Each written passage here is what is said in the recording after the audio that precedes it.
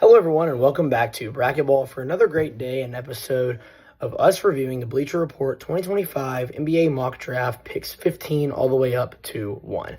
We covered 30 through 16 yesterday, as well as a few honorable mention picks.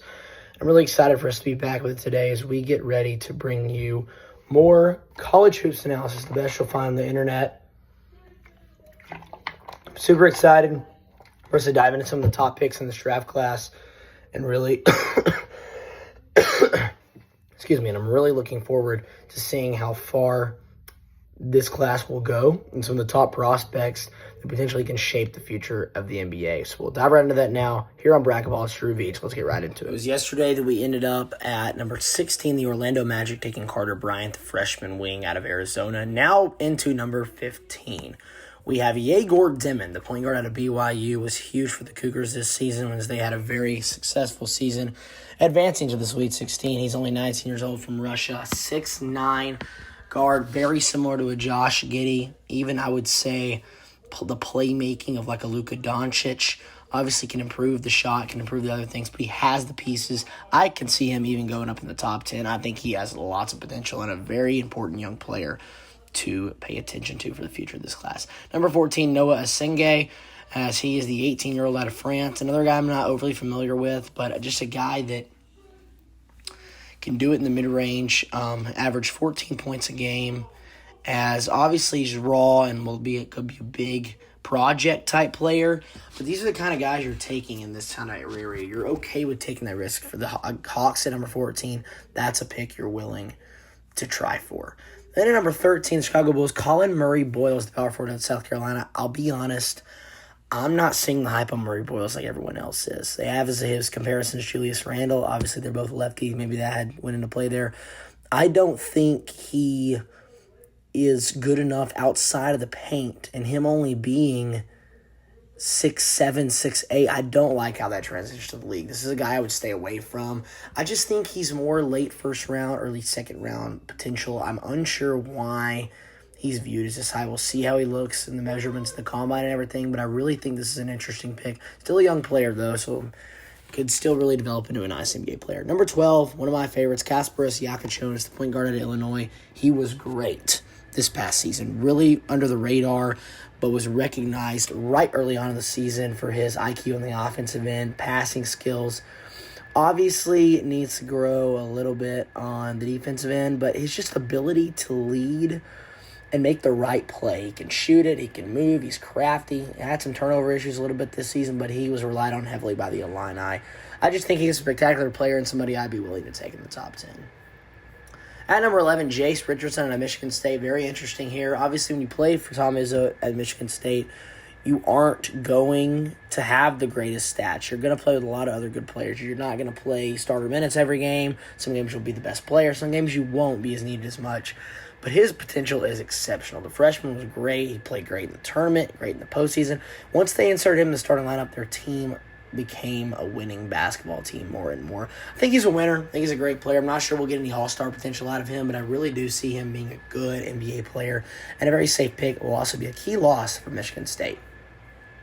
At number 10, Asa Newell, the freshman out of Georgia. Obviously, he was the calling card for Georgia this season, really carried the load on the offensive end. If the Rockets happen to get that 10th pick, he's a guy that I really see having success with them off the bench. I think it might take him several years to get used to the NBA and the quickness and athleticism of it, but I think he really could develop. I'll remind you again that these picks, obviously, it really will depend on when the lottery happens to see what teams are picking where, but these are the kind of the ranges you're looking at. Portland Trailblazers at 9, Colin Kneppel, who just declared for the draft recently out of Duke. He had a great season. I'm not sure he's an all-star type player, but he has the size, he has athletic ability, he has the IQ. He has it all, really. He's not bad in any area. He's also good on defense. He's a guy that I think is NBA ready right now.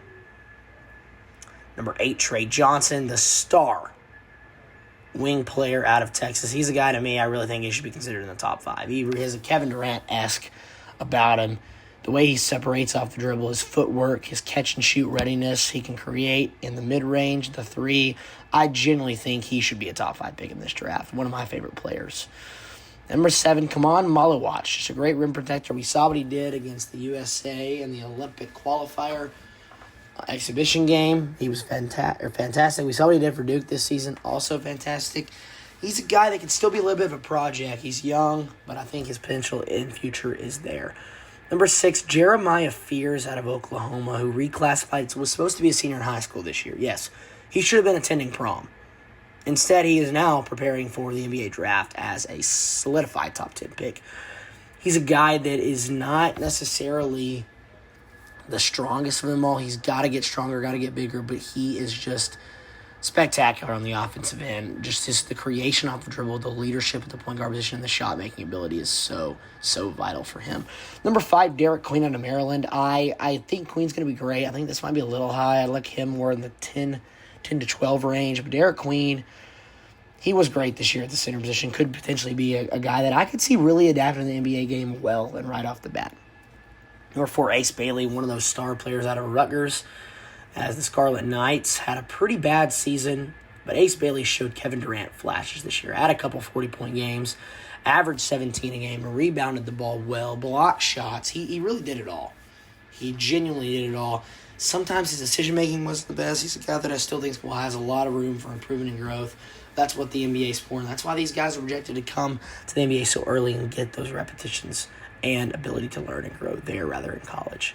Number 3, Charlotte Hornets as of now, VJ Edgecombe. He was great. I got to watch him play for the Bahamian national team as they tried for the Olympic qualifiers this past summer. But it was Edgecombe who was great then and just continued to get better as the college season went on. He had some sluggish times, but it was just how he always had the stick-to-itiveness to really stick to the game plan and how that offense was ran really through him. Him and North Chatham were great for Baylor this year, but they went to Edgecombe in times of need, and that just shows a lot of growth and maturity out of a freshman at just age 19. Number 2, we have the sensational Dylan Harper, guard at Rutgers, another player on this talented Rutgers class that did not perform well in the postseason, but I think he's amazing. I think he has immediate all-star potential, and I think he's going to be a great player in this league. Had some injury and health issues towards the end. Lost some weight even with the lack of health, but he was great in the beginning of the season, the non-conference, early conference play, and he has every tool to be a great elite point guard in the NBA. And then number 1, you know the answer. It's Cooper Flagg. I pledge allegiance to the flag. Power forward out of Duke, one of the best college players we've seen while winning Player of the Year as just a freshman. Genuinely one of the best players I've ever seen at the college level. He literally was practicing on Team USA before he was 18 years old. Let that sink in. He has every tool in the bag, should be the consensus number 1 overall pick, and genuinely can be an all-star in year 1 or year 2. I think he's going to have just an immediate impact in the league. I think for his sake, going to the Wizards would not be very good. But I think whatever team lands him, they're getting a generational talent. I'm not going to start the Wemby comparisons or anything like that, but he's a guy that I would look for in the future of this league immediately. We wrap things up here on Bracketball. I just want to say thank you again for tuning in. Another great episode as we had the chance to really unpack all 30 players in the first round of the Bleacher Report mock draft. Talked about some great guys that I really like for the NBA. Talked about some I'm not as high on as the field and consensus is. But again, I'm so happy that we are to the point of it's almost NBA draft season. We are not very many months away. Time is ticking. These players have got to get at the combine. We got to see the lottery. See how this all shapes up. Again, it's Drew Beach. Please like, subscribe, comment, all of the above, and we will see you next time here on Bracketball.